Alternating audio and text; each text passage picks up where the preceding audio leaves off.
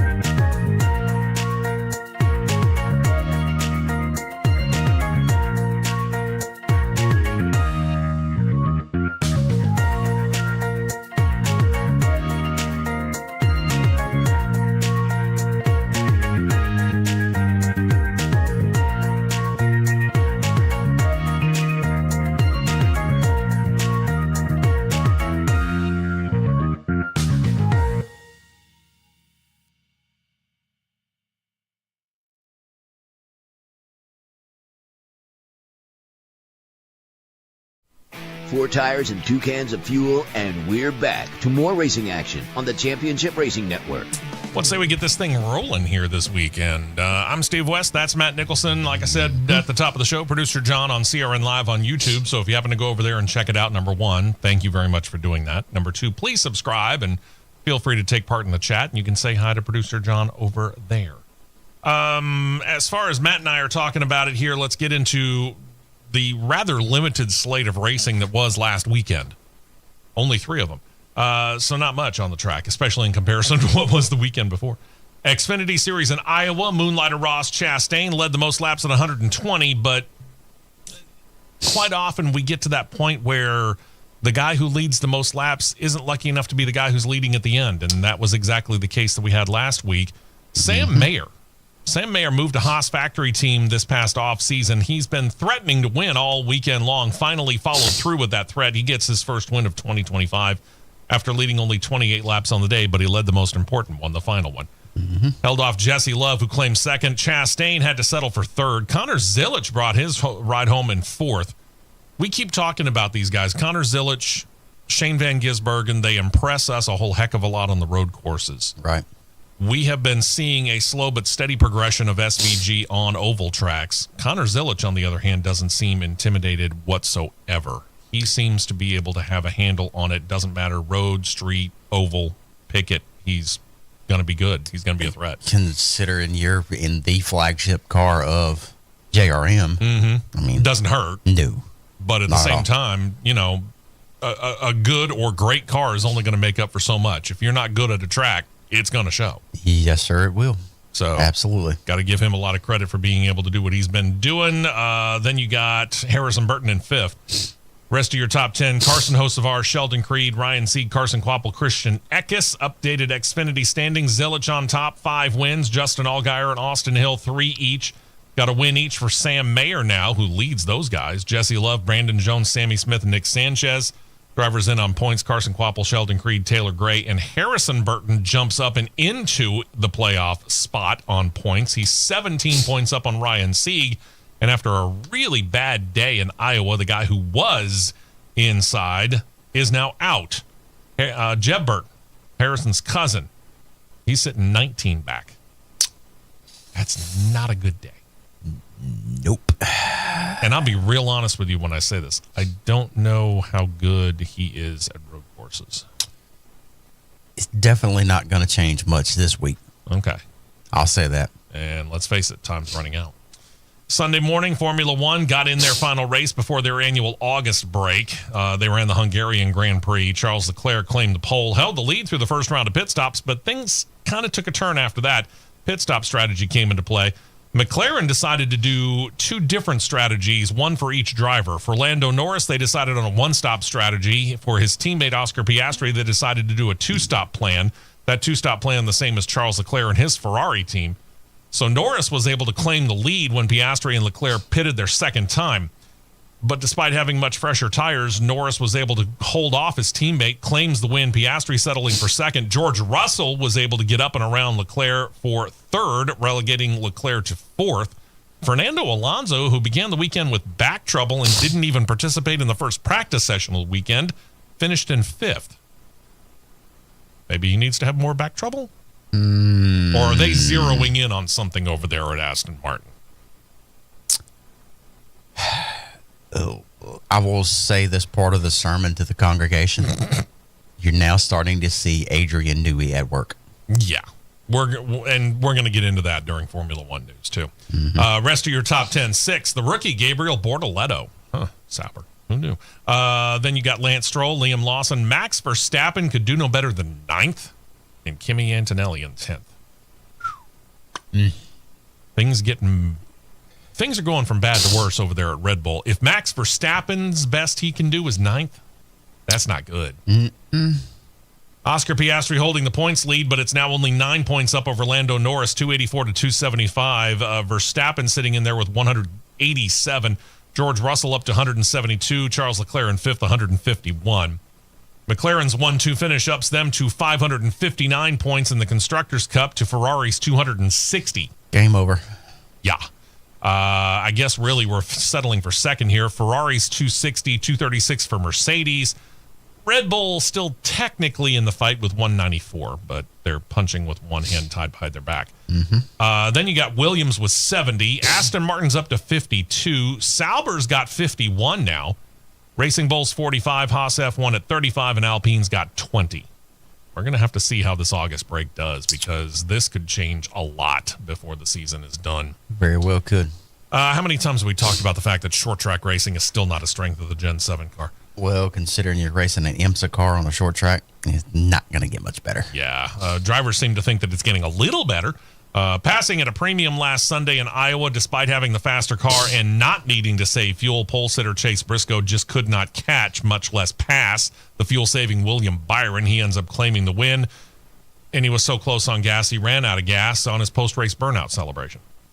Byron was able to squeeze, get this, what was considered to be a 100-lap gas window at the beginning of the race. He made 144 laps.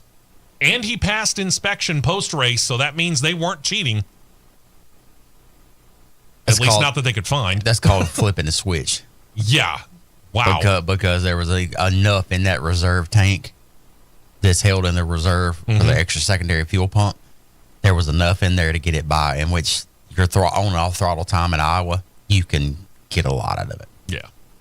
Still, maybe they're going to reconfigure or reconsider what the fuel window is, truthfully, over there? Or is this just considered, if you're hot footing the whole time, that's what they're talking about, 100 laps? Yeah, but there is so much that I could beat my head through a concrete slab about with this car, because how the fuel runs go at respective tracks now, to which I will go ahead and place my bets. Daytona in 2 weeks, there'll be 3 wide fuel saving by lap 5. Yeah, you know it. Just Yep, pretty much. Whatever. I know. So Byron wins. Briscoe surviving an up and down day. He comes home second. Brad Keselowski, in a desperation run at the end, could do no better than third. Ryan Blaney, Ryan Preece fell out the top 5. Rest of your top 10, Bubba Wallace, Alex Bowman, Carson Hocevar, Joey Logano, and Austin Dillon. So no new winners. Updated standings, Denny Hamlin sits on top with 4 wins. Kyle Larson, Christopher Bell, Shane Van Gisbergen, 3 each. William Byron now has 2 all by himself there. Single-time winners led by Chase Elliott, then Ryan Blaney, Chase Briscoe, Bubba Wallace, Joey Logano, Ross Chastain, Austin Cindric, and Josh Berry. In on points, Tyler Reddick, Alex Bowman, and Chris Buescher.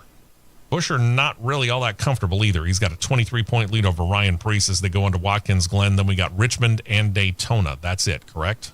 Correct, yes. Time's running out, and we're going to find out real quick who's got what. Plus, again, you got kind of a wild card today in Watkins Glen, a definite wild card when it comes to Daytona. Let's see. Buescher, again, 23-point lead over Ryan Preece for the final playoff position. Kyle Busch is 73 down, technically could still make it in on points considering the racing we got left. But if he does what he did yesterday in the Truck Series, I mean, He had a part failure. Well, I get that, but used to be we would say Kyle Busch is in the race, we'll pencil him in and get the pen ready.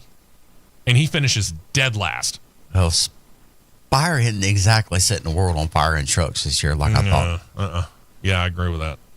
This week's slate of racing, a little bit more intense, but it actually began yesterday, as we teased. Craftsman Truck Series running yesterday afternoon at Watkins Glen International.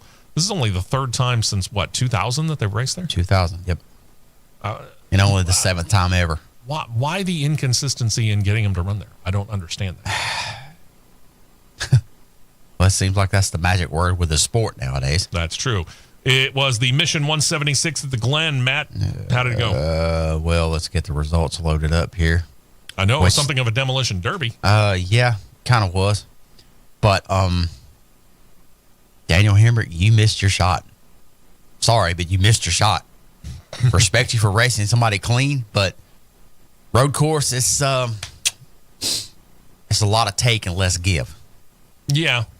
I heard his post-race, as I was coming over this morning, I heard the last of and 3 overtimes to get this thing done. So I heard the last of them, and then I heard his post-race interview, and he said, well, hopefully I have something banked for later, which means apparently he's going to go wild child here very soon. Mm-hmm. But, of all the places, here's the 2 tracks this week. Yesterday, technically, Watkins Glen, road course, we understand there's a little beating and banging, and then there's next weekend at Richmond, which is a short track, which we'd expect beating and banging. Yes, that's going to happen.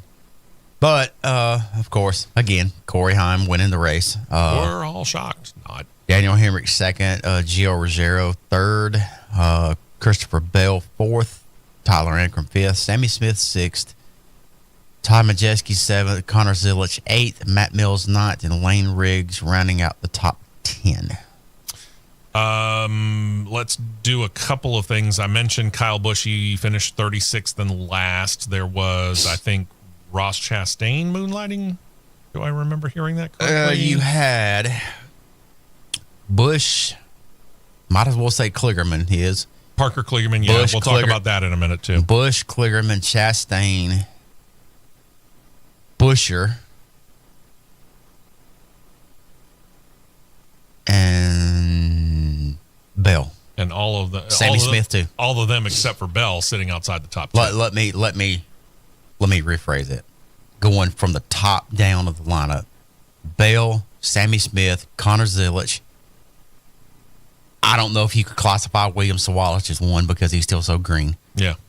Buescher, Chastain, Kligerman, Busch. And then we mentioned Stuart Friesen's truck, which Christopher Bell. Yeah, Christopher Bell finishes in the top 5, so he's still in line, in pretty good shape, continuing to rack up the owner's points that he's going to need. And then the second, as far as the guy who was in that truck, Stuart Friesen, we'll talk about him coming up because he's got another driver coming in Caden Honeycutt, who we talked about this during Crossed Flags, got fired and then turned around and got not just one but 2 rides. He didn't do all that horribly yesterday. He had a drivetrain failure and he finished 34th. So from what I heard, he was advancing pretty good until that drivetrain failure. He was climbing. So because it's Busch was classified as a steering failure, Honeycutt drivetrain. Ross Chastain had a fuel pump failure. Something broke on the suspension on Kligerman, and Breidinger smoked the motor. Shocker. Right. So here's your updated standings in the Truck Series. Corey Heim, 6 wins now. 2 wins for Lane Riggs and Chandler Smith. Your single-time winners, Daniel Hemrick, Tyler Ankrum, and Rajah Caruth. In on points, Grant Enfinger, Ty Majeski. There's Caden Honeycutt. He's 9th, and 10th is Jake Garcia on the cut line. He's not overly comfortable on that cut line either with one regular season race remaining. He could still technically be caught by 2 different drivers next weekend at Richmond. He's up 11 on Ben Rhodes, 21 over Gio Ruggiero. Stuart Friesen does have a win in his pocket. There is a key to that. We'll talk about it during the news as well, stuff that we didn't cover during the Cross Flags podcast. Today at Watkins Glen, got the Mission 200 at the Glen for the Xfinity Series. 8 turns, 2.45 miles long as far as the NASCAR side of things. That'll air on the CW and MRN radio, 3 p.m. Eastern, 2 p.m. Central Time. IHRA back in action at Durana Dragway in Milan, Michigan for the 64-car top bulb shootout. We were talking about that brackets situation last week on the show. It's also the next round of the IHRA Outlaw Pro Mod Nationals happening later today. Tomorrow, Cup Series goes to Watkins Glen International for the Go Bowling at the Glen. USA and MRN Radio have the TV and the radio side covered at 2 p.m. Eastern, 1 p.m. Central Time. And then IndyCar's out west. They're going to Portland International Raceway, going to run on the 12-turn, 1.964-mile-long course. That'll air on Fox and IRN Radio, 3 p.m. Eastern, 2 p.m. Central Time. Formula One and the NHRA are both off this weekend. IROC, technically not this weekend, but I have to mention them because they're going to get into action before we get on the air next week. They are going to start next Friday, race number 1 at WeatherTech Raceway Laguna Seca during the weekend's Rolex Monterey Motorsports reunion. They'll do another race on Saturday, and no, this isn't the exhibition of just kind of cruising around the track at pit road speeds like they did at Lime Rock last year. They state they are actually going to race these cars. Okay, that's going to be interesting. Should be. Especially every one of them from different genres and eras of IROC. Yeah, exactly. All the way from the beginning to the end. Also, speaking of Friday, Craftsman Truck Series will be back in action at Richmond Raceway. This will be their regular season finale. It'll air on Fox Sports 1 and NASCAR Racing Network starting at 7:30 p.m. Eastern, 6:30 p.m. Central Time. So we'll have the results for you coming up on next weekend's big show. Not a whole lot of news, truth be told, coming out of the IndyCar series. So why would we lead off with it?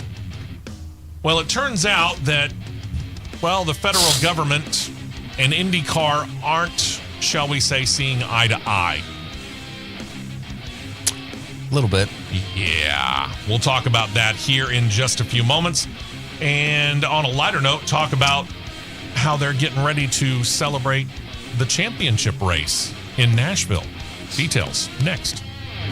We will be right back with more on the Championship Racing Network. At Great America.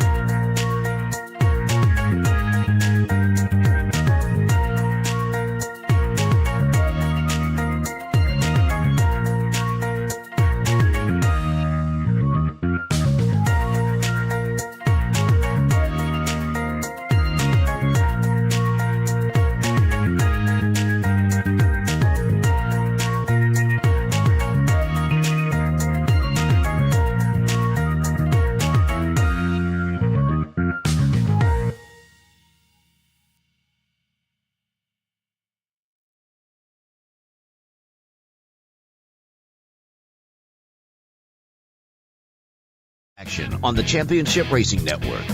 Welcome back into the show. I'm Steve West along with Matt Nicholson, producer John on CRN Live on YouTube. Thank you very much for checking that out if you get the opportunity to. We add a lot of pictures to that for those of you that are listening on the radio side, so you kind of get an idea of some of the stuff that we're talking about in visual form. Speaking of which, we're going to show you an image here in just a moment. We don't talk a whole lot of politics here. But undoubtedly, even if you don't follow politics, you've heard of something called Alligator Alcatraz. And this is that ICE detention center that's sitting down in the Everglades down in Florida, right?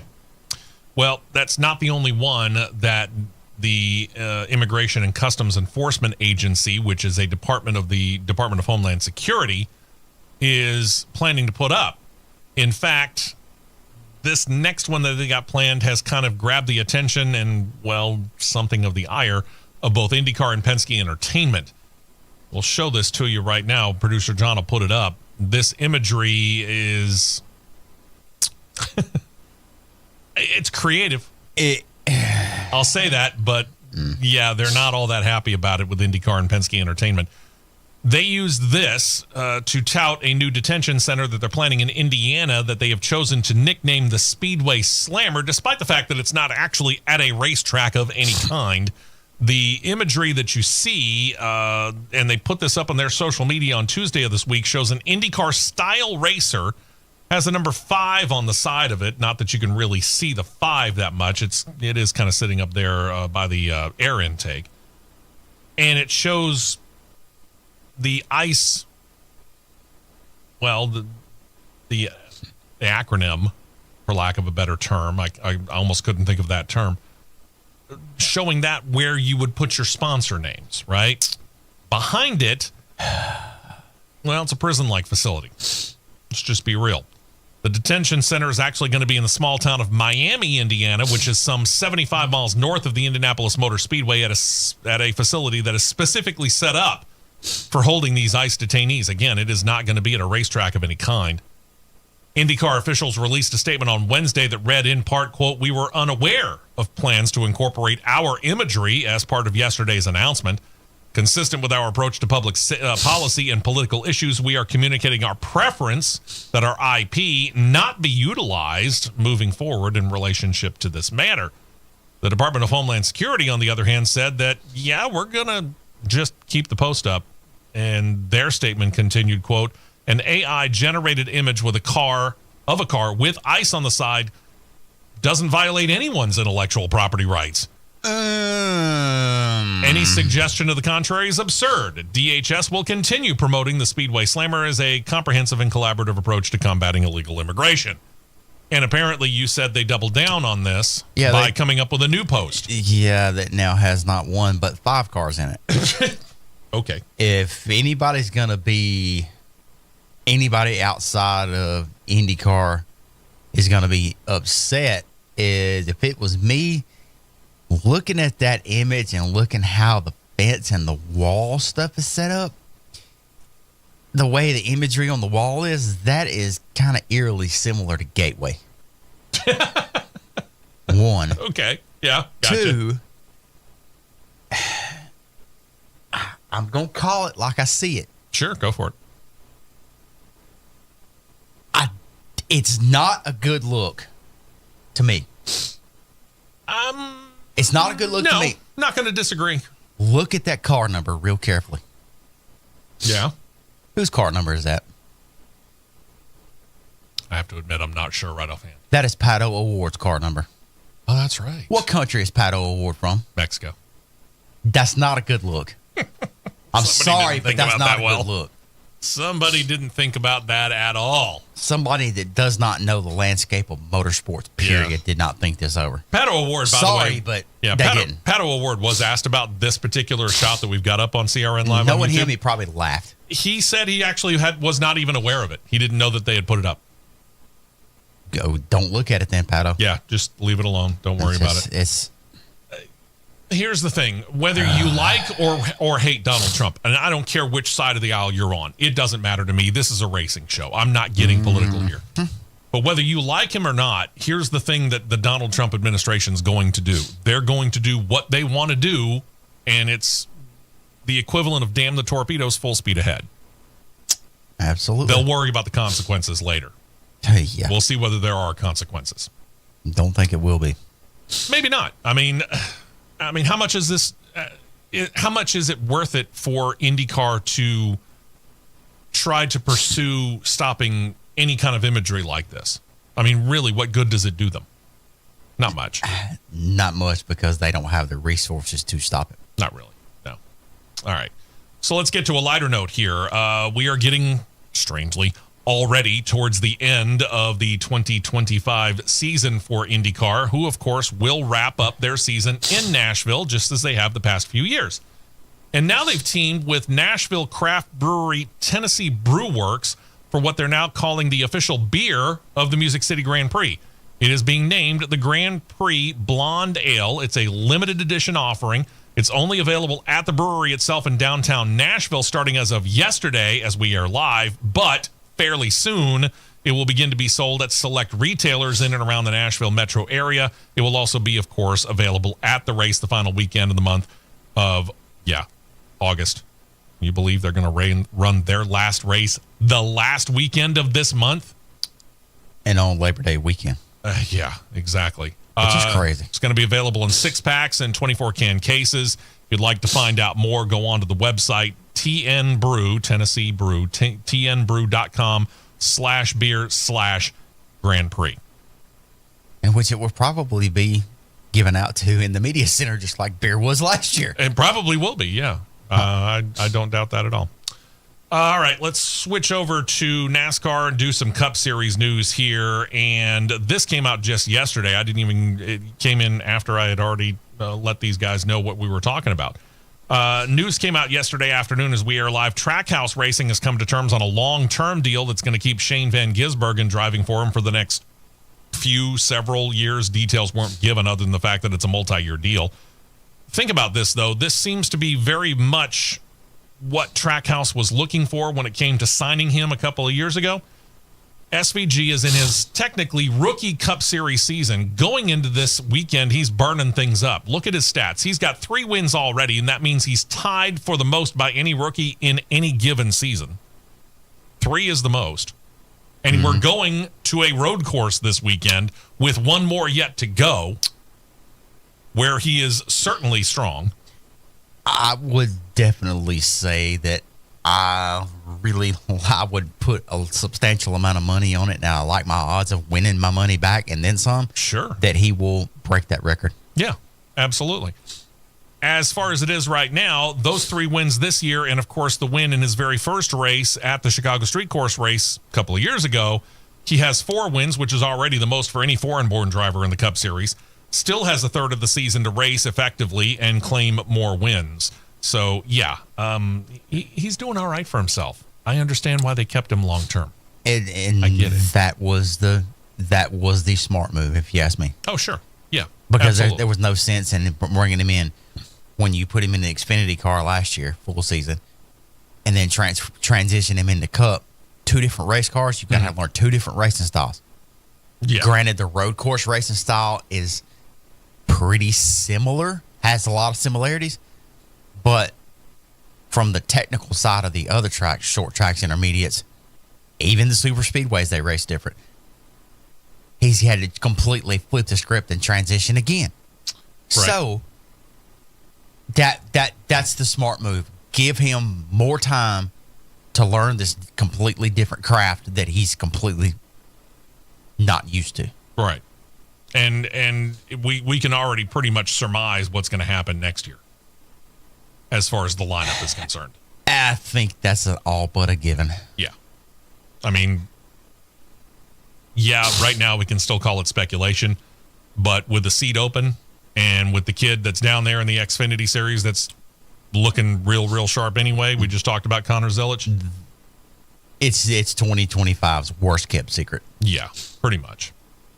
Then there was this one, and again, we don't deal with rumor and speculation a whole lot, but this one is interesting, I got to admit. I have yet to see it with anyone from any major credibility within the motorsports journalism world. But in the process of being thorough, I'm going to put this out there, and let's see whether it sticks or not.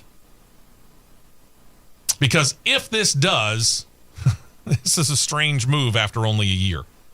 Rumor has Legacy Motor Club and the Haas factory team about to merge.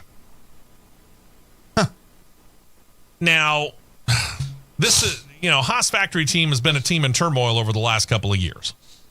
Mm-hmm. On the Cup Series side, they have not really done a whole lot, whether they've been Haas factory or Stewart Haas Racing last year and the year before it, right? Mm-hmm. And then Tony Stewart says, you know what, I'm washing my hands of anything related to NASCAR, so we're selling all the charters. And then Gene Haas suddenly goes back and goes, you know what, let me rethink that. I'll tell you what, we'll sell 3 of them. I'm going to keep 1 because I think it's a great advertising bed for my company, Haas Automation. Sure. And he's right, it is. So for him to go 1 year effectively and then decide, you know what, I'm going to merge? And how much involvement would he actually have in this new team? Because Jimmy Johnson made sure that he effectively took over Legacy MC already. Yeah, and he is going, how do I word this? He's going elbow deep. Oh, yeah. And he's I'm not going to say he's making radical changes. He's going after and making interesting moves to better the organization. Yeah. He's got 2 charters right now. He wants to get a third. We've been talking about that situation. And I guess this could be a half decent backup plan if the whole thing with Rick Ware Racing goes south or sideways or whichever direction you want to go. To be completely honest with you, that would be option 1 for me. Yeah, probably. Because of your ability of resources there. Sure. 1. Think about this. If this merger were to happen, Legacy MC would get the third charter that they want. Haas is one of the few single charter teams left in the Cup Series. This would allow Legacy to do one of 2 things. They could keep their current shop, or considering the merger would also probably include the 2 Xfinity Series cars. It would allow them to move into the Haas factory team shop, the one that housed Stewart Haas Racing, so we know that it can cover an Xfinity 2-car team and a 4-car Cup Series team comfortably. It can, but here would be, I guess you could say it would be the triple 3X size elephant in the room. If, keyword if. Big if. Indigo Foxtrot in huge capital letters. Capitalized, underlined, bolded, and italicized.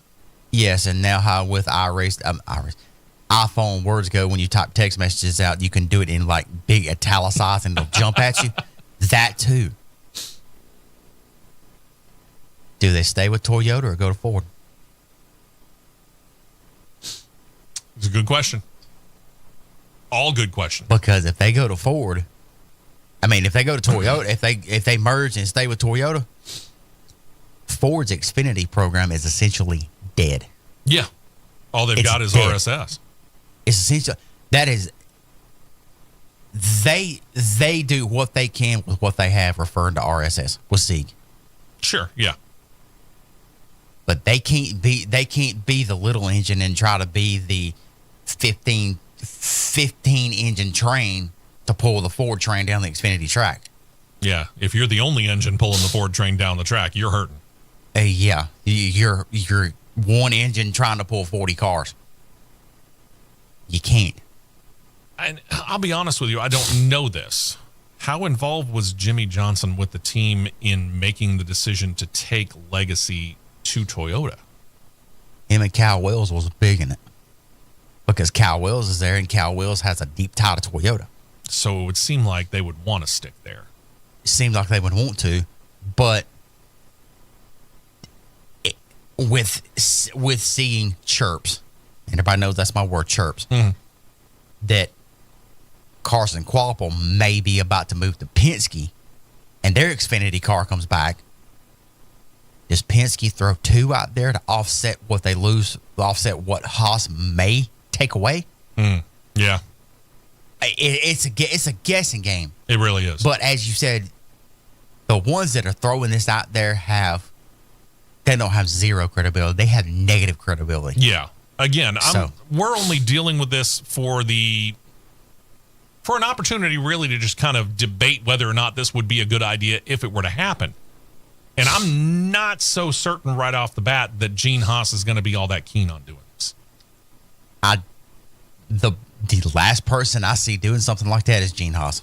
Yeah, again. So again, understand what we just talked about, merely a rumor. The site's reporting it, better known for starting rumors that really don't come to fruition. They just post a story and it just doesn't happen. We'll see. Maybe this one does. I don't know. This seems not only out of left field, it seems like it came from over the wall outside the stadium and into left field. And we just haven't been hearing anything else about it. But if there's something that we have known out of the SHR / Haas factory team quarters before, it's the fact that they know how to keep a secret. That they do. We'll see. All right, let's take a break here. When we come back, and you and I have gone over this. This is the old horsepower argument. But we're going to have to go over it again because now it is actually getting to the attention of and gaining comments from people within the halls at NASCAR who had, for all intents and purposes, been ignoring this argument. I have to watch my blood pressure here a lot lately, and I think it's about to go up. Yeah, it's about to skyrocket because Elton Sawyer's chatting again. We will be right back with more on the Championship Racing Network.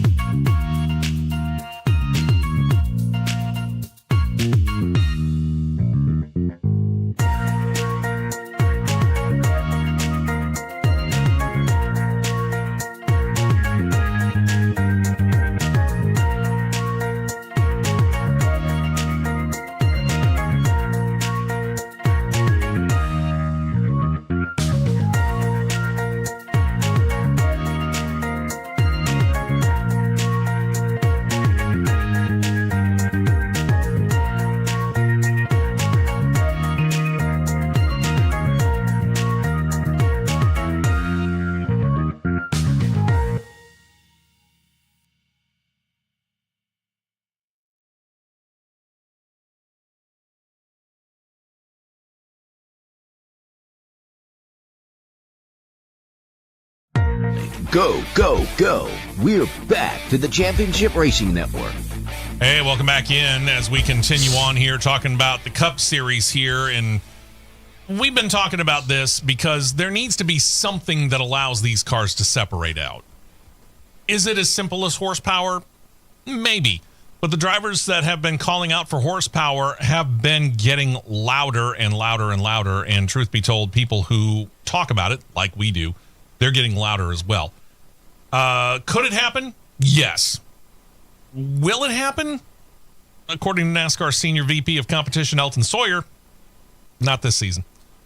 On his weekly Sirius XM satellite NASCAR radio appearance, Elton Sawyer got on there and said, quote, "It is something that is an ongoing discussion with our industry stakeholders, such as the car makers. I feel like we're having positive conversations. There's still a lot that goes into that. Obviously, it is a 2026 initiative to get across that line. So we still continue to have very positive conversations around that." Okay, so why not before the end of 2025? Sawyer says NASCAR officials want to, quote, "get all the boxes checked and making sure that we do it right.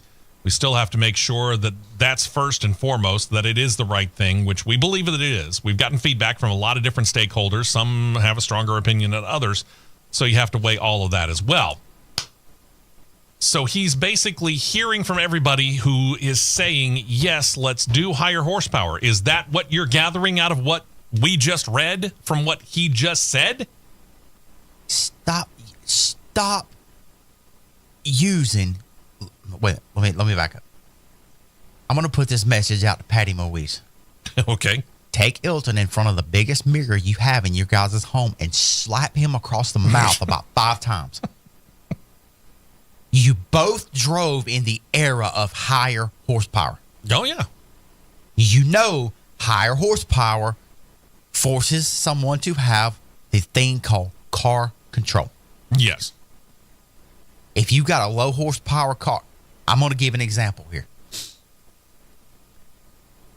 When I came up through the ranks driving dirt, I did not start in 4-cylinders. I did not start in street stock, lower horsepower 8-cylinder. I did not have my foot behind no less than 670 horsepower. Okay. I have had it as high as pushing 790. All right.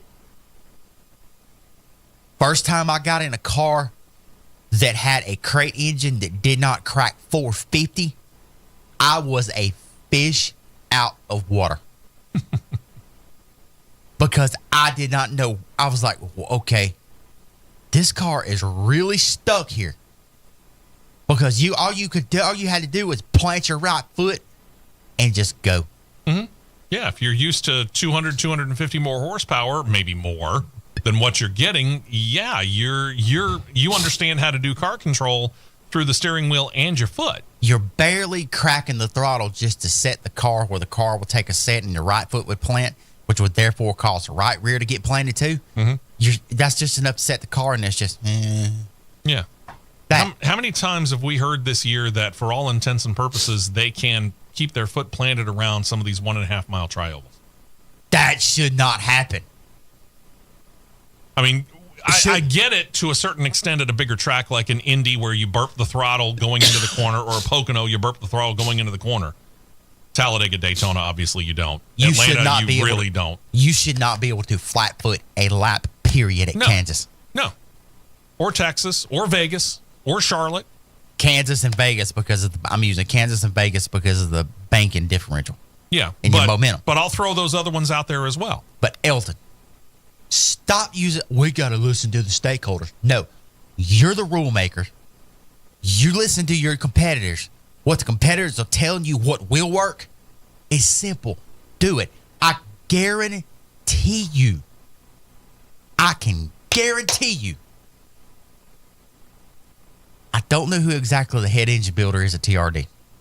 But Doug Yates, Jeff Andrews, yeah, and Spenny Clinton at ECR. Those three right there, I guarantee you, could have an 850 to 900 horsepower engine developed by the end of August. And that's not out of the realm of possibility, because you think about it, if we return to the higher horsepower numbers, the engines currently used in the Cup Series, what they put out right now, depending on the package, of course, depends, but it can be 450, maybe up to 670, but more than likely, we're lower than that. Down significantly from, think about this, about a decade ago. About this time, 2015, 2016 or so, we were pushing 900. That's not an insignificant jump up there. You could get the 900 would come out of the actual bottom end that you put in the engine. That's where it comes from. It's not from the block. It's from the bottom end and the parts that you put in the motor. Mm-hmm. Combine that with what you put in the top end with your parts and pieces and components and how you do your cylinder head work. I could say right now, I'm not a blue oval guy, but Doug Yates could probably have a bottom end for a 900 horsepower engine developed by next Friday. Oh, I wouldn't doubt it. I would say that, and I would be willing to hedge every bet that I could on that. I wouldn't doubt it at all. But the moral of my story is this. A Cup car. I'm going to go back. I'm going to use two examples here.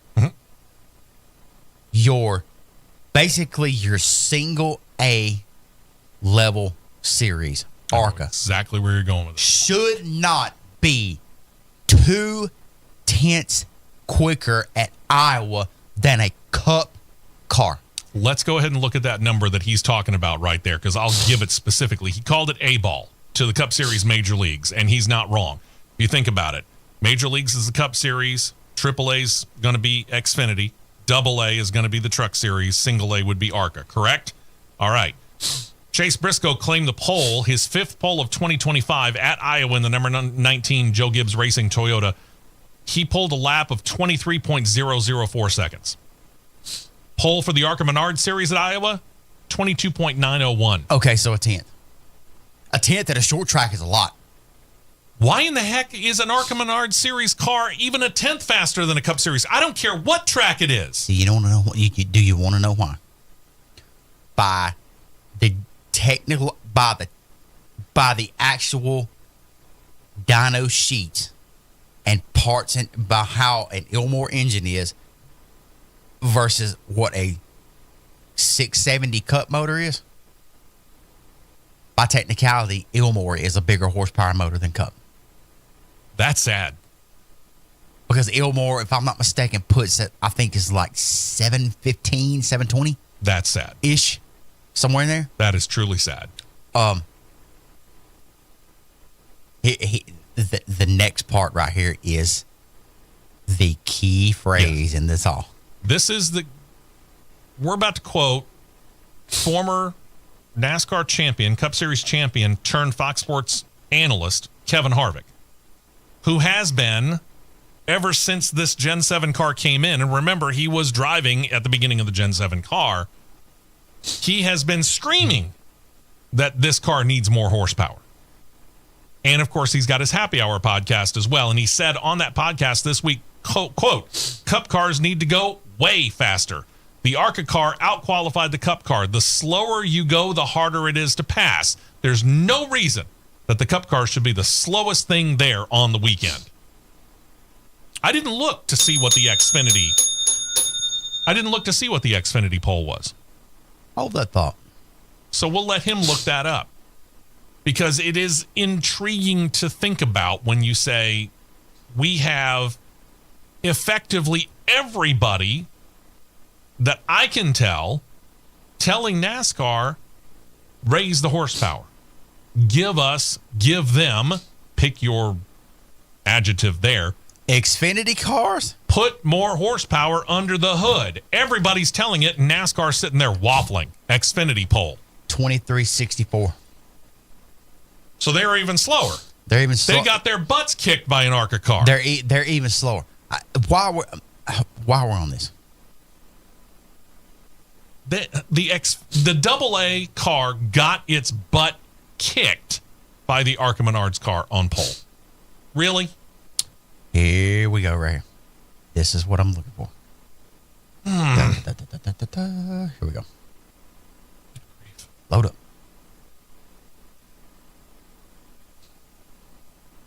This is my full point right here. Talladega last fall. Yeah. Truck Series.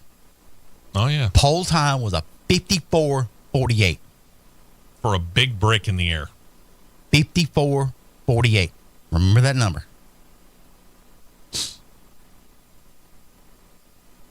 This ought to be good. Pole speed for Cup.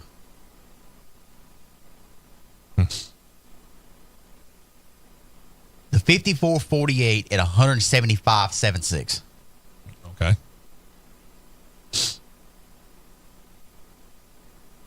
Okay. Cup car, 52:31, 183.06. So a little faster anyway. But aerodynamics can be part of that. I mean, aerodynamics alone might tell you that. Okay. I mean, I'm sorry. It's kind of ridiculous. Xfinity. Load up. Come on. We're dealing with fun internet here. Up. Thank you. Any year now.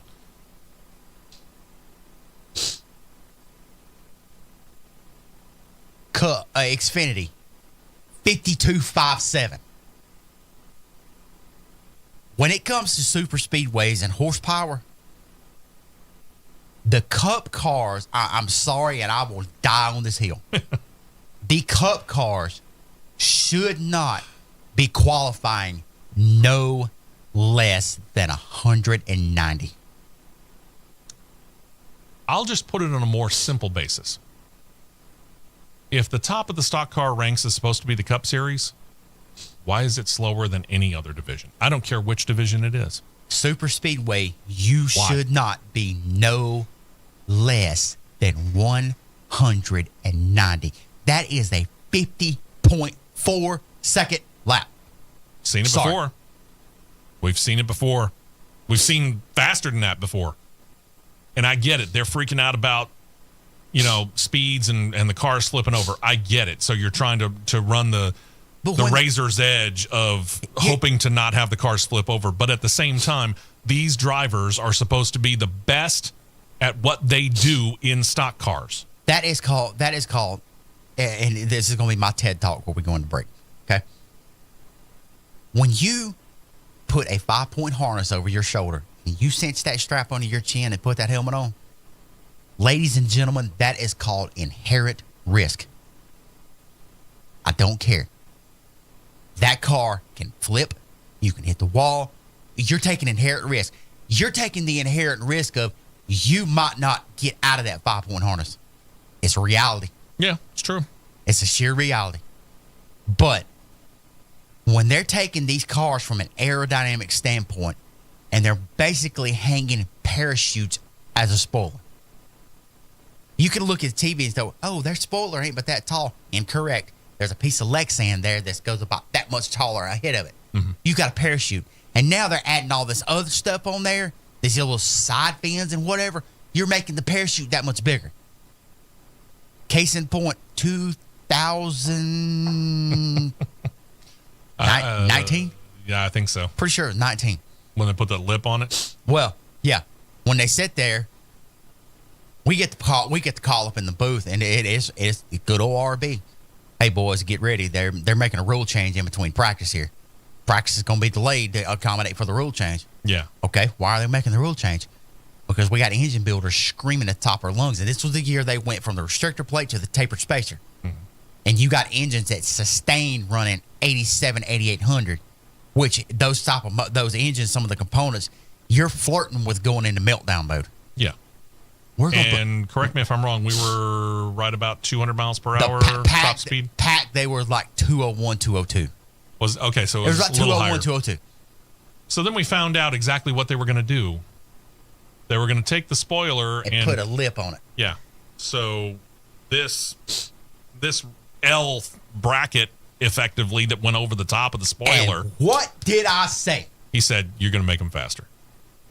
They're about to get faster because that lip is going to punch a bigger hole in the air. And what sure enough, did they do? The final practice.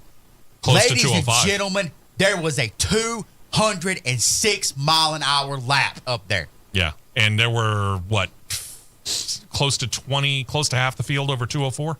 Yeah, half the field's over 204. And guess who got the text message from Russell that said, you were right? Bingo. And they actually picked up RPMs. Ta-da! Bigger hole in the air, less resistance. That means you're going to run higher RPMs. Yeah. Thank you. Give these guys some more horsepower. Let's see what they can do with it. If it fails miserably, you can always go back. But give it a try. Let's see if this actually gives them some separation, makes the short track racing, I don't know, maybe a little better. Don't touch that dial. The Championship Racing Network will be right back.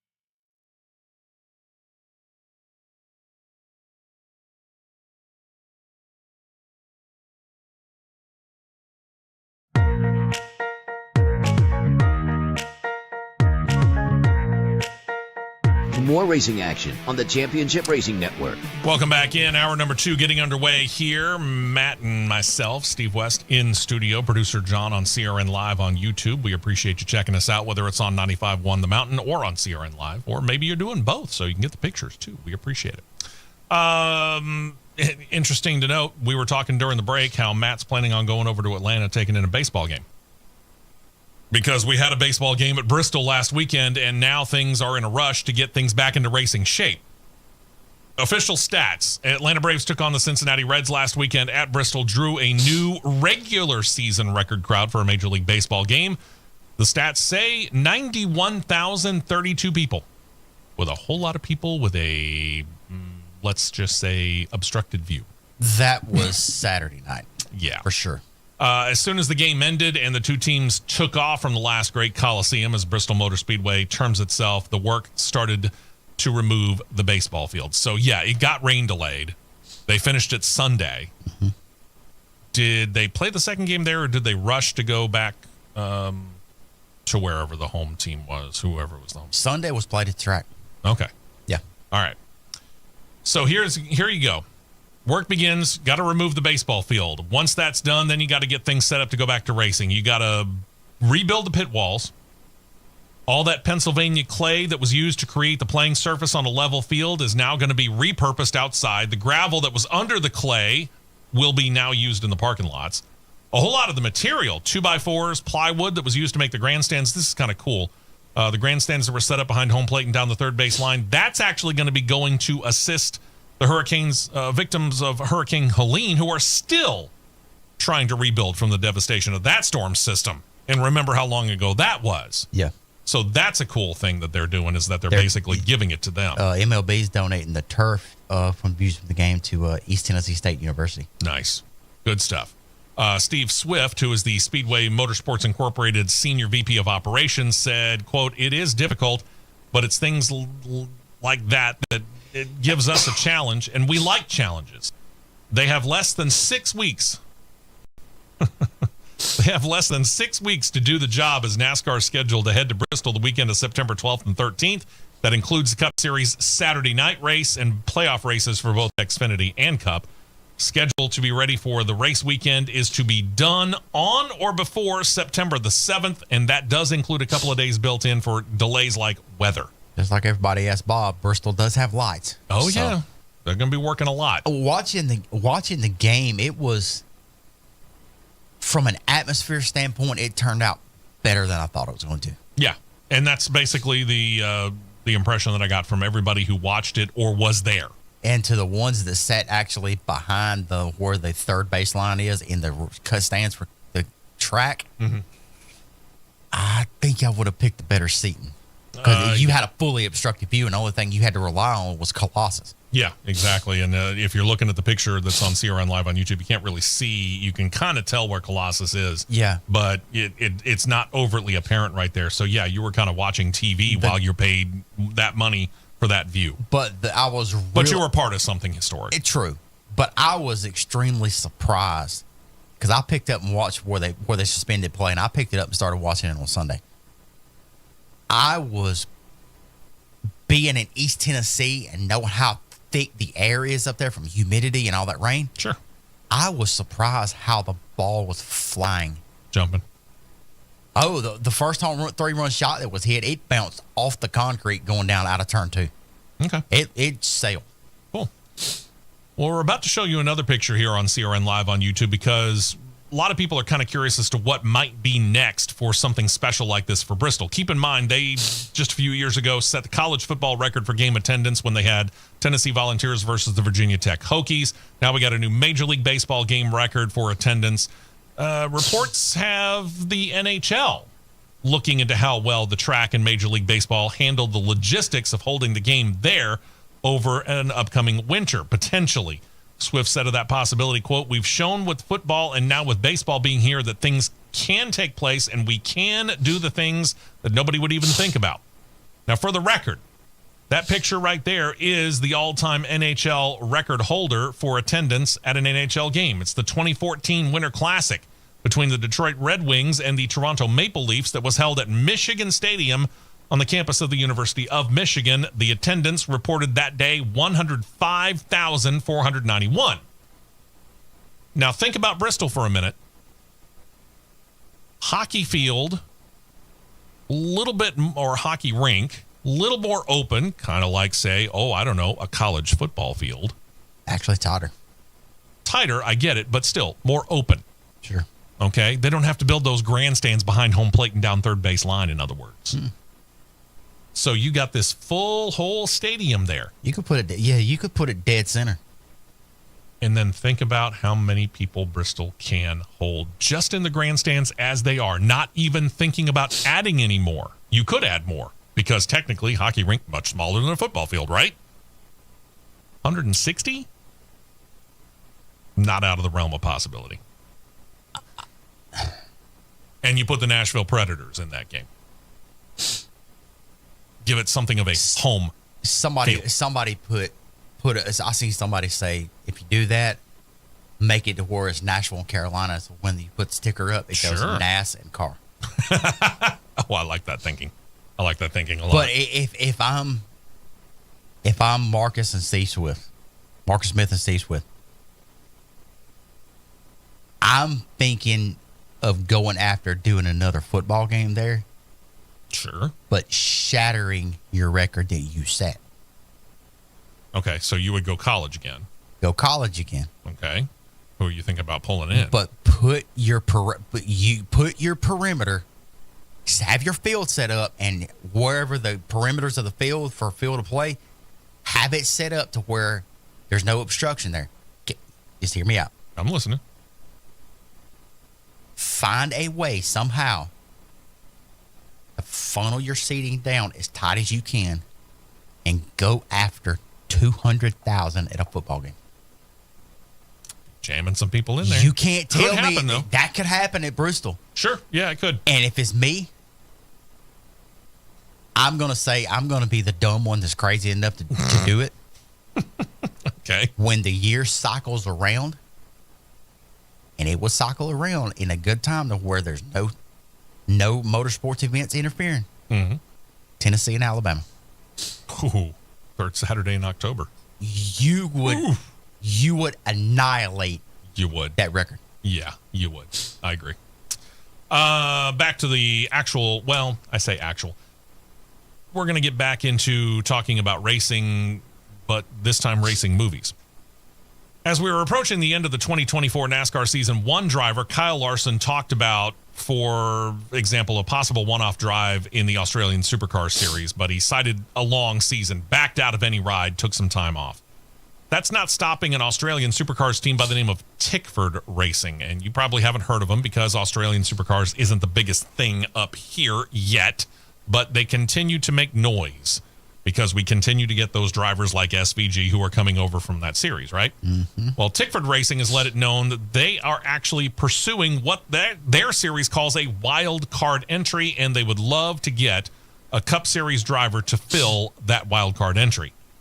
Tickford Racing CEO Simon Brookhouse talked yesterday as we air live at Queensland Raceway, said that the team fields Ford Mustangs for 2 drivers on a full-time basis, and they're seeking right now to get approval to get a third entry in for a single race that's coming up in November in the Australian city of Adelaide. While Brookhouse didn't name a driver that he wanted behind the wheel, right now speculation seems to be centering on the Team Penske driver Austin Cindric.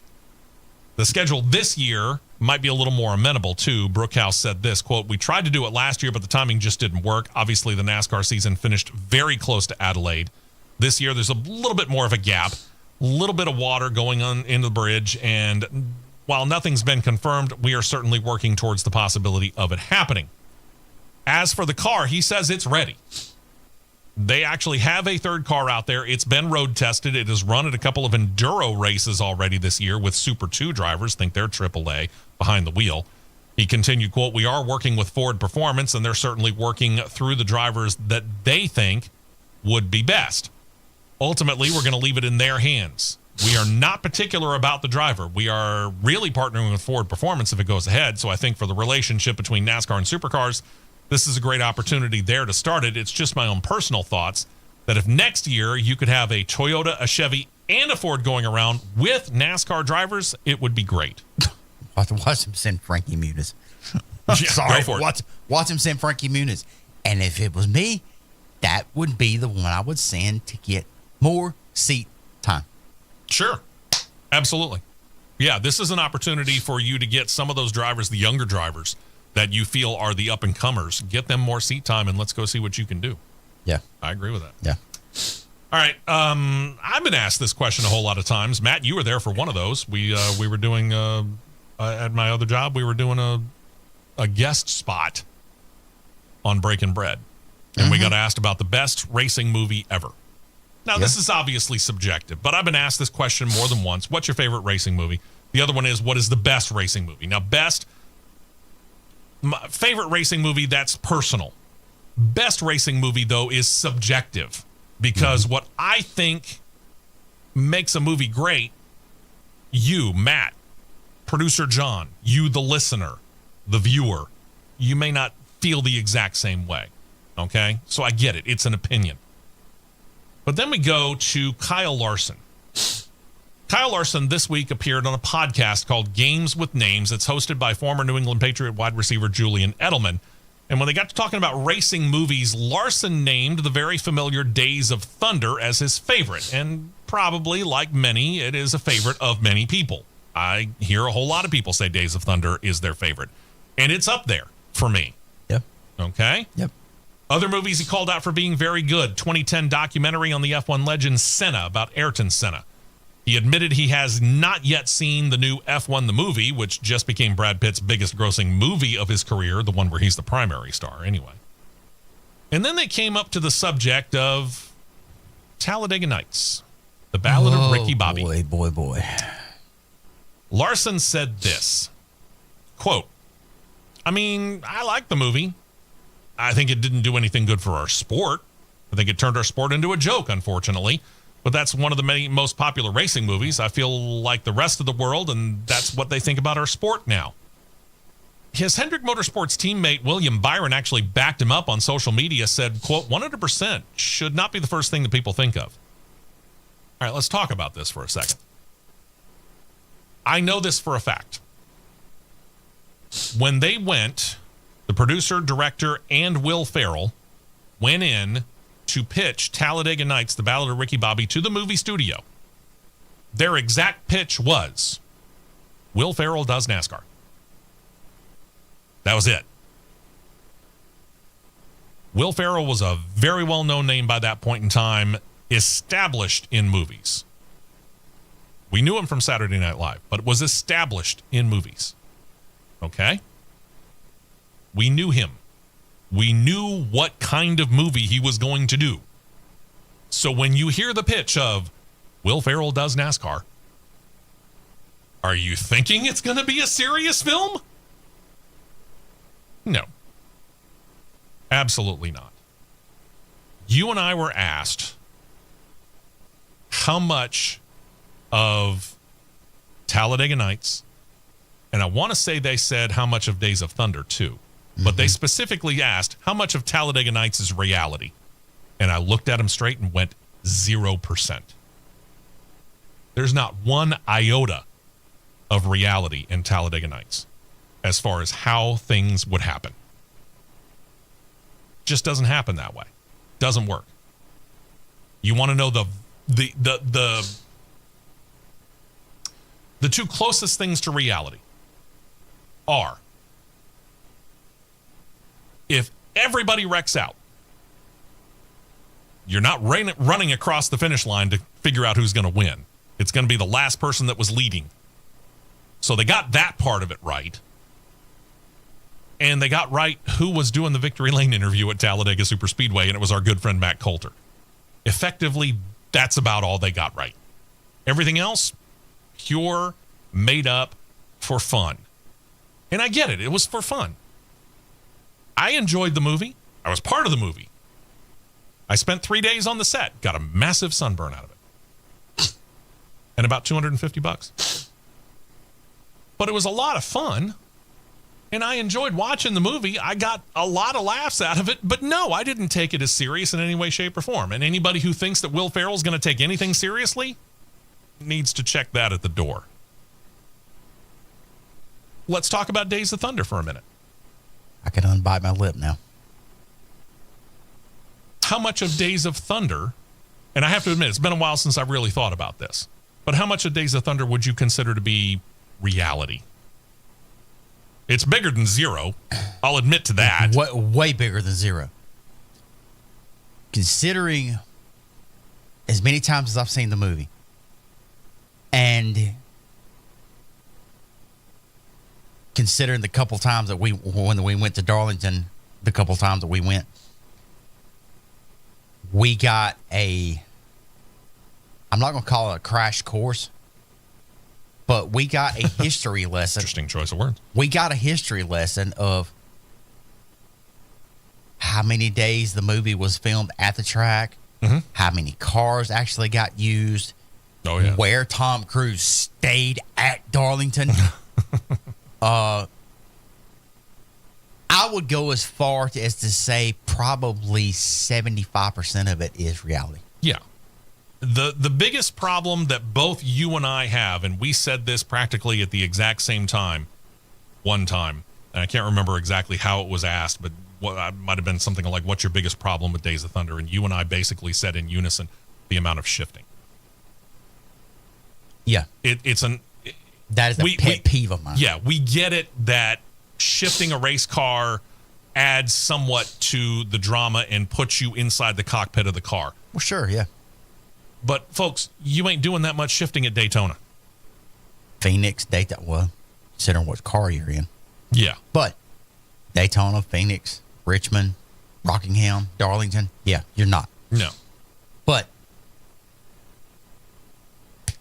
considering we're bumping a break, I better hold my thought. Okay. I'm gonna be a minute on this one. Yeah, when we come back, we're going to continue this because you and I were also asked what our favorite or what we thought were the best racing movies out there.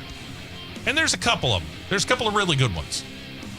So we'll kind of go over that, and then we'll turn our attention over the Xfinity series here and the Craftsman Truck series, because driver checkers or chess or whatever you want to play with it, we're starting to see seats moving around quickly. Stay right here for more on the Championship Racing Network.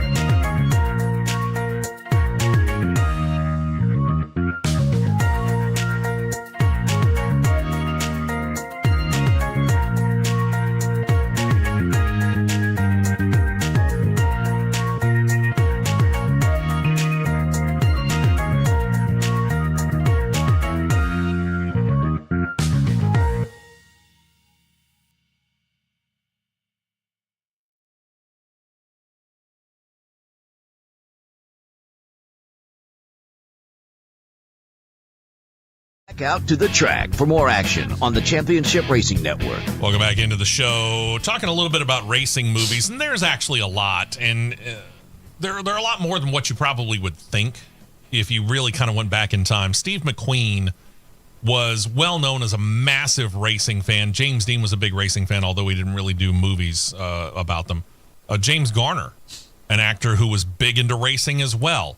So you got movies like Grand Prix and Le Mans, and then you get into the 1970s and you think about Jeff Bridges in the loosely based Junior Johnson biopic called Last American Hero, where he played a guy by the name of Junior Jackson. But let's face it, we weren't kidding ourselves. We knew it was Junior Johnson. Mm-hmm. You've got Richard Pryor portraying Wendell Scott in Grease Lightning. Mm-hmm. You got Bonnie Bedelia and in Heart Like a Wheel about drag racing.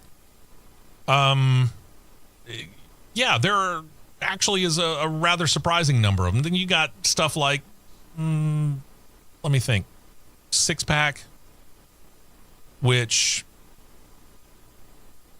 some actually not bad racing action, all intents and purposes, but that really wasn't the main crux of that movie. Part of it was done in Birmingham, though. Mm-hmm. Then you got Stroker Ace, which kind of like Will Ferrell and Talladega Nights, not really going to be taken seriously. I see where Larson's coming from on this.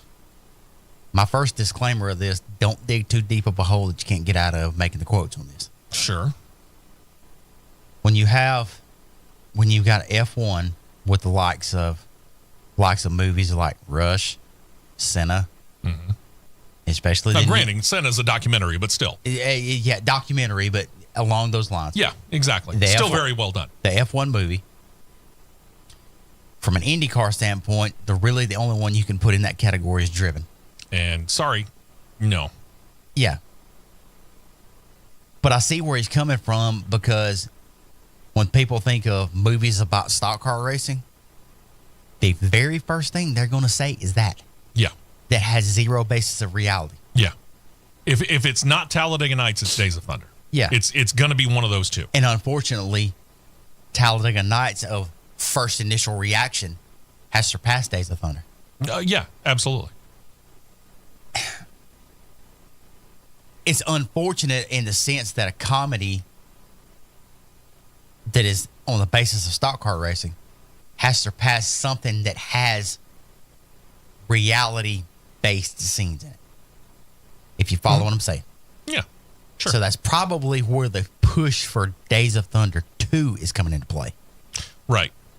And you got people like Jeff Gordon who are really pushing for it, and a whole lot of the drivers that are within NASCAR would love to do what the drivers of that day did, which is take part in that movie too. If Jeff Gordon, who is pretty good friends with Tom Cruise, is barking loud about it, yeah, I would be listening. Absolutely. And according to everything that we're hearing, he is. Yeah, he's listening. And as I said, if they don't do anything before then, San Diego would be the prime opportunity to break that out. God, yeah. Next year. Would it not? All right. So regardless of what series the movie is about, mm-hmm. what would be your favorite? Doesn't have to be the best, but you could consider it the best and your favorite. I don't care. What do you consider to be the best racing movie? If you take away, because I lost my godforsaken mind when I seen this in the movie. If you take away the aspect of where they ran the 24 hours of Daytona and you clearly could see that it was at Fontana. Right.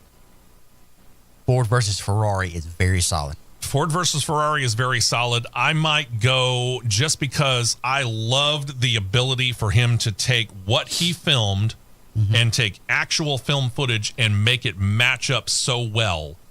I'm going to go Rush just ahead of that, but not by much. I'm going to flip and go Ford versus Ferrari Rush. Okay. 1A, tight 1B. Okay. And I don't have a problem with that. But as you noted, the problems with Ford versus Ferrari for us were ridiculously apparent. They're apparent, but they're not as apparent in Rush. Mm-hmm.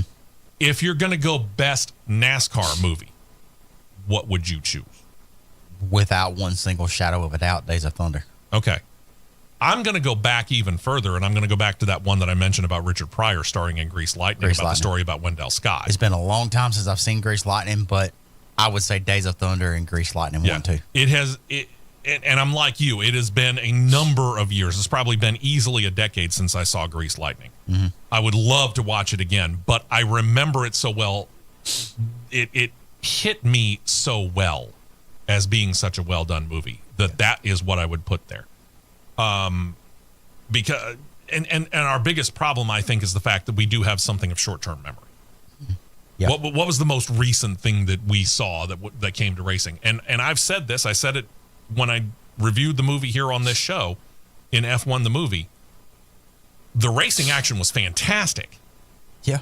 The acting was actually quite good. Mm-hmm. Plotline was a little unbelievable.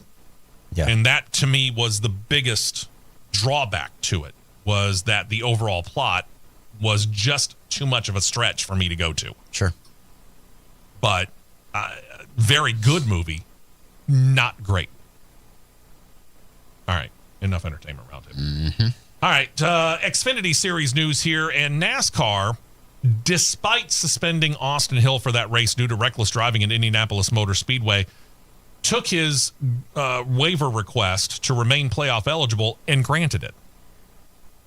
Keep this in mind. He's got 3 wins on the year. By getting the waiver, he remains eligible for the playoffs. But he needed the waiver after the suspension because, number one, it effectively eliminated all the bonus points and took away any credit that he had for getting the wins. That meant that he could also not be playoff eligible because, again, you missed a race because of a suspension. So he had to get the waiver, and he got it. So he remains eligible, got to make it in on points, loses the 21 playoff points he accrued leading into the race at Indianapolis. Now, I looked at it. It looks like he's all but a sure thing to get into the playoffs. Right now, he's 5th in the points. He's 115 points above 12th place in the cutoff line, despite missing that race in Iowa, where RCR Cup Series driver Austin Hill got behind the wheel. Watkins Glen, not exactly his strongest track. Keep this in mind. In 3 Xfinity Series starts, he's got exactly 1 top 20 finish. So there's an opening. Yeah. But it ain't big. Let's put it that way. So if you're not an Austin Hill fan, or if you think that he should not be in the playoffs, sorry, you're probably going to be disappointed. He's probably going to be there. But even if he wins, he doesn't get credit. Here's the thing about that suspension, too. Not only does it erase everything beforehand, he does not get credit for wins, playoff points, between now and the beginning of the playoffs. Once we get into the playoffs, if he wins, he does automatically go on to the next round. But that counts. He doesn't get the credit for it. Exactly. That should be efficient enough. But the moral of the story is this: you don't start, you don't advance. Mind your P's and Q's, boys and girls. Mind your P's and Q's. If you missed us talking about it during this week's Cross Flag podcast, we'll give you a quick overview. It's available now on CRN Live on YouTube, but we did go more in depth into the fact that Nice Motorsports parted ways effective immediately with Caden Honeycutt at the early part of the year. Now, they stated that they would use Connor Zilich, which they did last night at Watkins Glen. We talked about that. Mm-hmm. And then they were going to go with Bailey Curry for the rest of the remainder of the season. This is, and you and I talked about this, we'll give it the quick note, though, here. This is, we think, Bailey Curry's best equipment that he has been in so far in his career. Correct? And then some. Okay. Here's your chance, Bailey. This is your tryout for bigger and better stuff in the near future. I said it the other day, and I'll say it again. The one thing that I can't understand about this entire process, even though you had your driver sign with another team and another OEM for next year, how many times have we seen this happen? Quite a few. Yeah. You effectively took away any remote shot that you had for an owner's championship or a championship period for your organization. Agreed. Yeah. I would love to ask Al Neese and Cody Efall, what was the basis for that when you are in legitimate, keyword legitimate, sure, a legitimate range of competing for that said championship. Yeah. And then you shot yourself in the foot by taking him out. They thought they could still want to get into the owners' playoffs with Connor Zillage, in which Connor kind of choked it away yesterday. Unfortunately, yeah. But and now you got Bailey Curry. Now, maybe Bailey Curry can step up and do... Maybe he can. Do a better job than what we're worried about, but based upon what we have seen in his career, granted in lesser quality equipment, we've been fairly unimpressed. He's been with Nice, but he's really been in the B and C truck. Mm-hmm. He hadn't been in the A truck. Yeah. Now he's in the A truck. This is your chance, kid. Go for it. Just going to say it flat out. I hope you seriously do well. Yeah. Oh yeah, we're not wishing anything bad on him at all. But no. But fair warning, this is your chance. Everybody in NASCAR now knows you're in the best equipment of your career. Let's see what you do with it. No pressure. Yeah. Base reason, again, something we dug into. He signed not only with another team, but another truck maker. Like we said, both sides put out statements. Neither stated where Honeycutt was going to be going in 2026. We have a pretty good idea here on the show, but we'll wait until the announcement is official. Honeycutt only said that he does, quote, look forward to sharing my plans for the remainder of 2025 and beyond in the near future. It should be interesting that where he is going to race now, filling in for once he got past yesterday where he was racing for Young's Motorsports. He's going into the Hallmark Friesen Racing Toyota. Listen to that last word really, really, really carefully. And I know what I'm going to do because I know I have the picture of just there's an image that you see on social media of the little kid that's standing out from underneath the truck throwing his arms out like, told you. I'm going to have that picture to send to John Myers for YouTube. So everything that comes out to be where I'm right, we're going to flash that picture up and go, told you. Told you. Then we go into the guy that was in the Hallmark Friesen truck, Stuart Friesen. His wife, Jessica, posted on social media earlier this week that Stuart is back home after his surgery last week. And you think about this. This is rapid fire. They got it done. This Monday a week ago is when the wreck happened. Mm-hmm. And we found out that he had a fractured leg and his pelvis had 2, at least, fractures that we know of. From Monday a week ago to, what was this, Thursday or Friday that he made it home? I forget which. August 6th. Yeah. August 6th, he made it. 3 days ago, he made it home. Think about that. So suffers this in a dirt race in Quebec, Canada, right after the weekend in Indianapolis. CT scans showed no head, neck, or spinal injuries. Despite experiencing pain due to the injuries he did sustain, his vital signs have him in stable condition, and he's in good spirits. He will be reevaluated soon and as to when he can begin the rehab process. That's going to be an agonizing rehab process. It is. And you can, if you're on CRN Live on YouTube, you can read the statement that's there. Now, as for the truck, this is a twofold situation. He will have Cup Moonlighter, or had Cup Moonlighter Christopher Bell behind the wheel yesterday in the 52 at Watkins Glen. They did a very nice job. Fourth. So they're still well in line for the owner's title there. Then they're going to turn it over to the recently released Caden Honeycutt to fill out the rest of the season. So you've got a good driver who's already proven that he can do very well, who can continue to try and fight for the owner's title for Hallmark Friesen Racing. And by putting him in the truck, Hallmark Friesen Racing has given Caden Honeycutt the chance to go and still continue to fight for the Truck Series title this year. That's a cool move. Very, very cool for sure. And then there's this. And we haven't heard yet whether he will, and he's got some time before he has to make his choice on this. But Friesen, with the win earlier this year, technically he's eligible for the Truck Series playoffs, can request a waiver to, despite missing the final 2 races of the regular season, remain playoff eligible. And if NASCAR granted that, no, he wouldn't race in any of the races for the rest of the year, but that would grant him and guarantee him 10th place in the final standings, which would mean that the 52 truck and Friesen would get 10th place fund money, which for a single truck team, that's not a bad deal. Remember, though, this has actually happened in the past. Kurt Busch was in a similar situation to this in 2022, qualified for the Cup playoffs, but he got injured, head injury, remember, but knowing he couldn't race the remainder of the season, decided not to request that waiver and open it up to a slot for a driver who could actually race the rest of the year out. Neither Friesen nor anybody from Hallmar Friesen Racing has commented on whether or not they plan to request that waiver. I'll be real blunt, though, when I say this. Personally, I think I would, if I were in Stuart Friesen's place, do what Kurt Busch did and let another driver do it who can race. But if he didn't, I do understand it because that money's big for that single truck team. It is. While they would as well probably get the money from the owner's side of it as well, they really kind of would be doubling down. Yeah. But I think there's such a huge gap there that I don't think it's really going to matter if he does or not. I don't think so either. Yeah. You know, missing last night's race and then you got Richmond here. I think he'll fall out of the points on his own. Mm-hmm. So, sorry, but it's the truth. And then one final note here in the Truck Series. While founder Charlie Henderson passed away earlier this year, Henderson Motorsports is unwilling to quit, and they returned to Truck Series competition yesterday afternoon at Watkins Glen International. Parker Kligerman behind the wheel of the 75 truck, which you see right there. They were cool enough to keep his name over the door. Team issued a statement that said in part that his sons, quote, have chosen to carry on what he dedicated so much of his life to building. To honor his legacy, Charlie's legacy, will proudly carry his name above the driver's window, compete in his memory.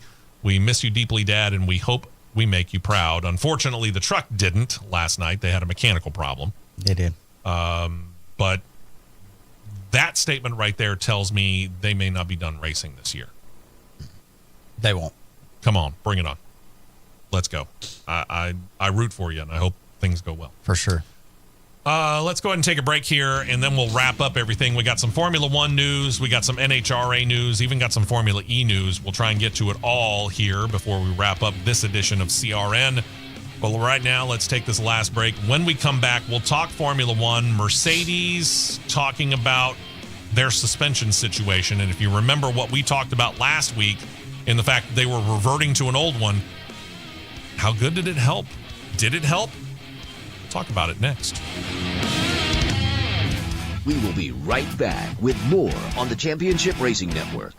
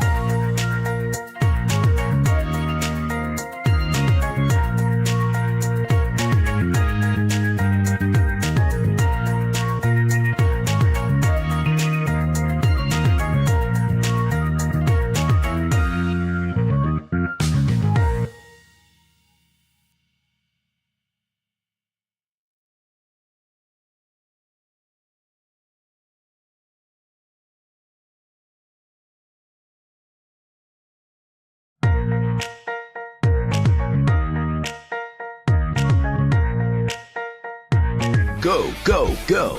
We're back to the Championship Racing Network. All right, into some Formula One news here. And you might remember during the recap, we noted that both Mercedes claimed top 10 finishes. George Russell actually came home with a third-place finish, podium finish. Kimi Antonelli scraping in there in 10th. But, hey, it was an improvement over what he had been doing. Mercedes team boss Toto Wolff admitted that the suspension change that they had made earlier this year caused more problems than it solved and returned not just one, but both of the cars with the suspension setup that they had at the beginning of the season.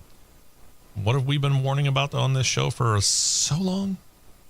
Quite a bit. How about this one? Yep. Don't fix what ain't broken. Bingo. Unless you know that it's going to be a big improvement, maybe don't do it if you're having success with it. Wolff said to media after the race, quote, I think that we tried to solve a problem with an Imola upgrade, a mechanical upgrade. Might not have solved an issue, but it let something else creep into the car, and that was an instability that basically took all the confidence out of the drivers. Took us a few races to figure that out. Obviously also misled a little bit by the Montreal win. We think maybe that it wasn't so bad, and we came to the conclusion it needs to go off. Went off, car's back into solid form. Okay. Couple of interesting facts and figures from Hungary show that we experienced the closest finish in 2025 to this point of the year anyway. The gap between Lando Norris and Oscar Piastri at the finish, a very un-Formula One like 0.7 of a second, 0.698. That was the gap. I mean, quite often we hear like 6-second gap or 16-second gap. Or 36 or second 36 gap. second gap. Yeah. To be less than a second is actually interesting for Formula One. Very. McLaren claimed their fourth straight 1-2 finish. Marks only the second time in their history that they've accomplished that. The last time, back in 1998, with a couple of drivers that even casual F1 fans might have heard of, Ayrton Senna and Alain Prost. Lando Norris's win marked the 200th win for McLaren in their history in F1, marks them as only the second team to attain that mark, Ferrari, of course, being the first, and they were the only until last Sunday. It was their 13th win in Hungary, 6 more than any other team that F1 has ever been able to claim there. So congratulations, McLaren doing a nice job. On their way to a title, at least. Constructors' Cup guaranteed. Drivers' title seems all but certain. It's just a matter of figuring out which of the two drivers is going to be the title winner. As for Aston Martin, they've confirmed that following a legal dispute with Scuderia Ferrari and their former employee, Enrico Cardile, or Cardile, I'm not sure which, the ex-Ferrari employee is now actively employed and working for Aston Martin's F1 operation.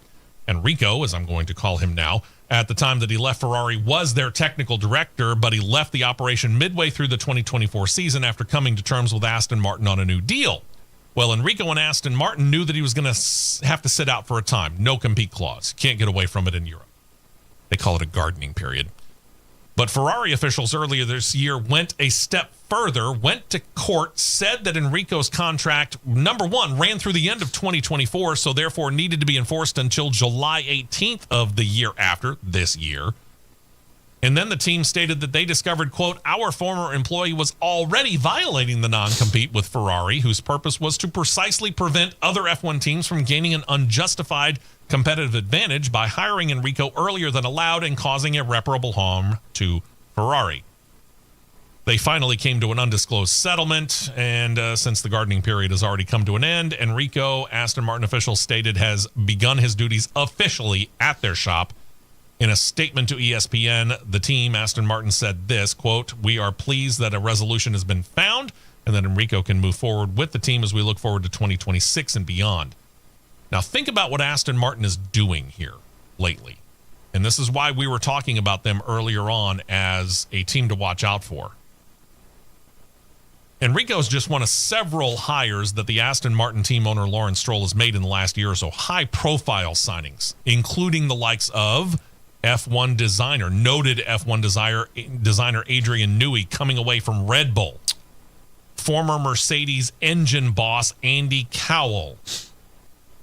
All of this as the team seeks to improve their place in the standings. They hope to begin to compete for wins regularly, and they would like to get into championship form. And all of this as the team is set to move into a brand new state-of-the-art headquarters in the United Kingdom, which is literally just across from the main entrance of the Silverstone circuit, host of the British Grand Prix. And remember this, the engine hire probably every single bit as important as the hire of Adrian Newey to design the new car, because they're switching from Mercedes, which they've run the past few years, to Honda engines. And which engine builder was tied in with Adrian Newey when he was at Red Bull? That would be Honda. Yep. So they probably know a little bit over there. A little bit. It's going to be interesting to watch how Aston continues on. A little bit. The FIA announced this week the controversial idea of mandating 2 pit stops for the Monaco Grand Prix going to remain in place for 2026. Thing about it, though, 2 teams notably flaunted the rules in a vain effort to kind of get the rule reversed. Racing Bulls and Williams actually both sacrificed one of their 2 racers to intentionally hold up the field, which allowed their other one to get in the pit stops, and they didn't lose much, if anything at all, on the track. But the FIA, even after looking at all that, decided to, again, following a vote by the World Motorsport Council, do it next year with a slight change.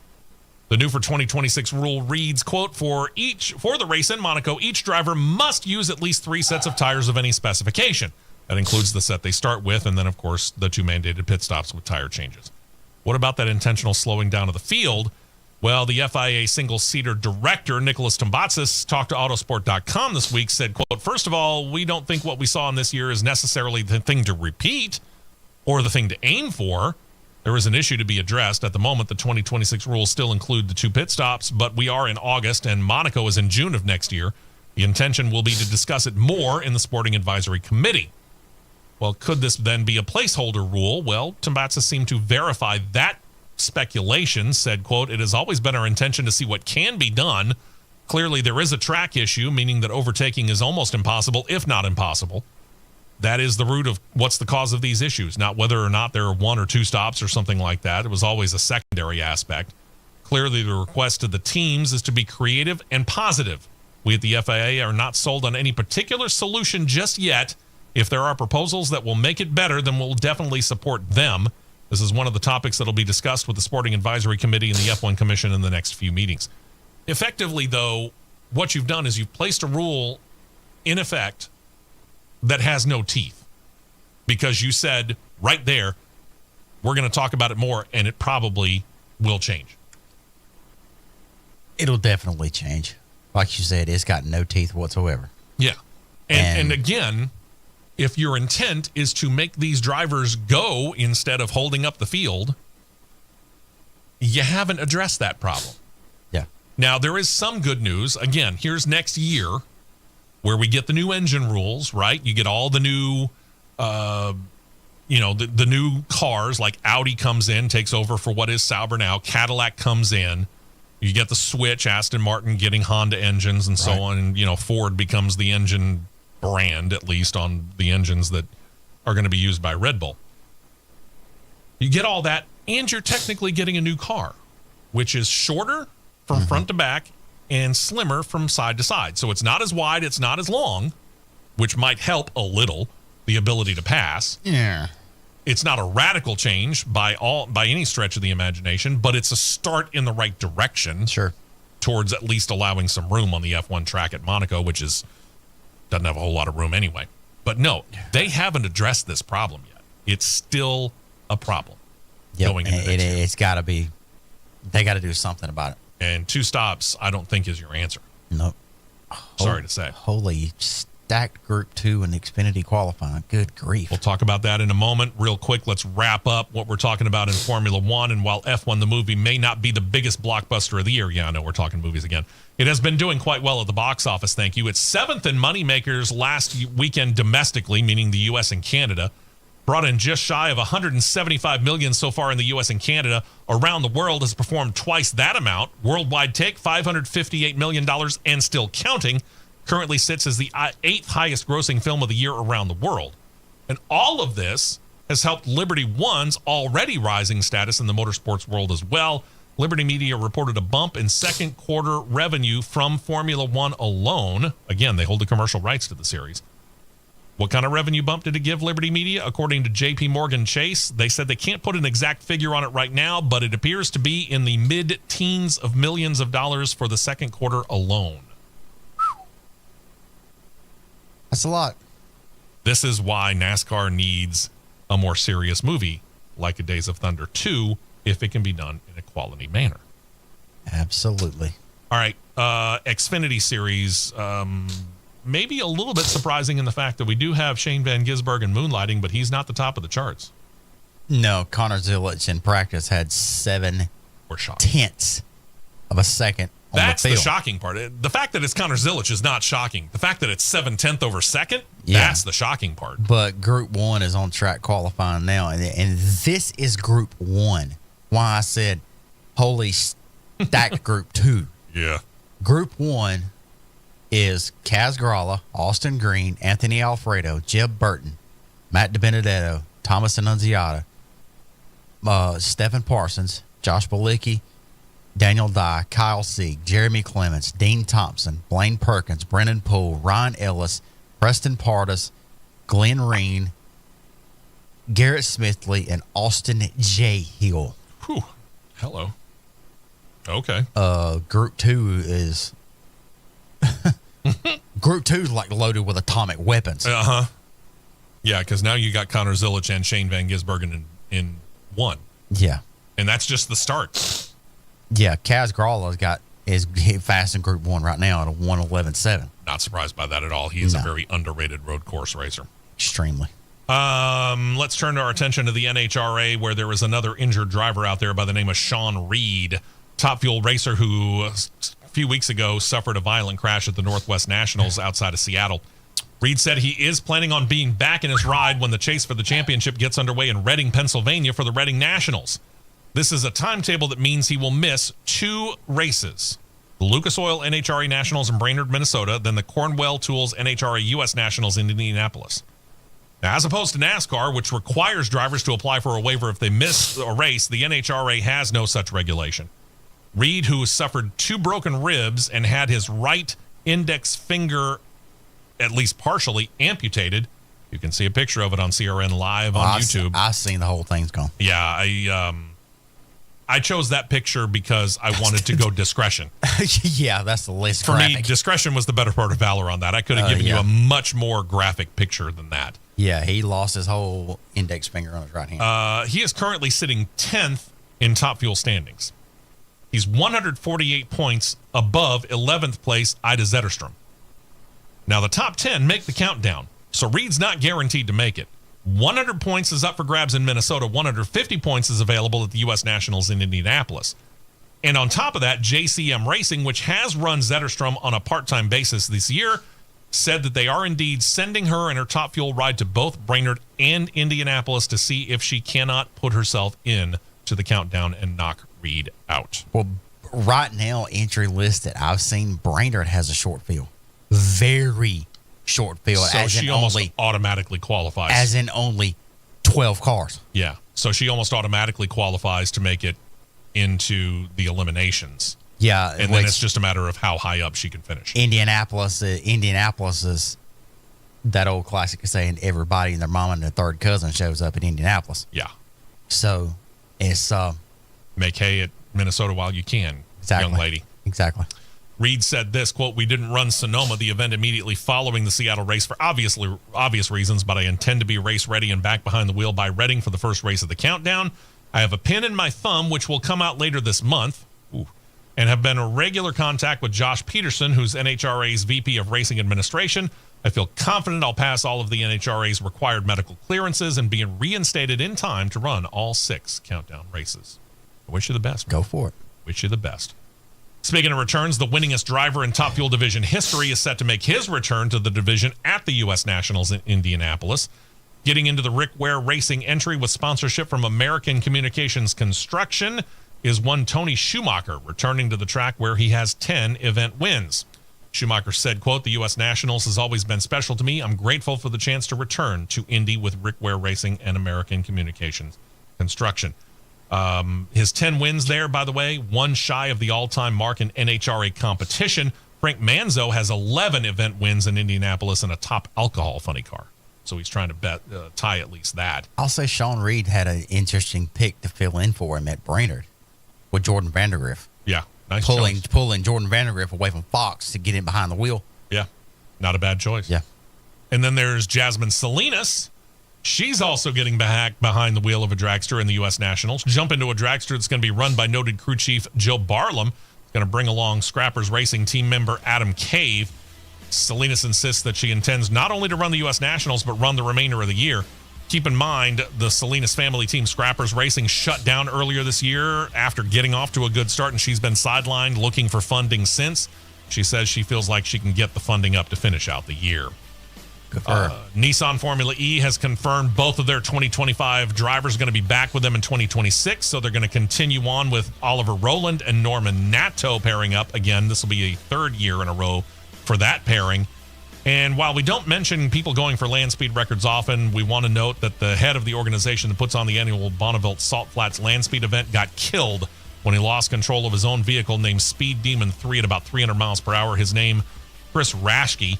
His car went airborne at that speed. When it finally came to a halt, medical personnel jumped into action, treating him as they could at the scene, but his injuries were too severe, and he passed away.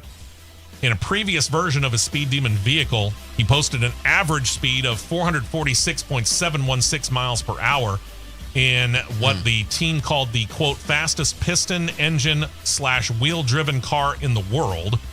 The quicker of his two passes, 459.734 miles per hour. Chris Raschke losing his life, unfortunately, at 60 years old. Hate to hear that. Yep. Don't forget, Tuesday, we have the latest edition of Crossed Flags coming up. Next week, Matt will be with us, but he'll be by phone because his football season is about to begin. He's coaching again this year, and he likes the look of his team. Yep, I am. Well, all the challenges I've got, I'm not going to let my boys down. There I committed you go. to them. We're going to go for it. So we will talk to you on Tuesday. And, of course, again, next Saturday, enjoy the racing this weekend. This has been a presentation of the Championship Racing Network.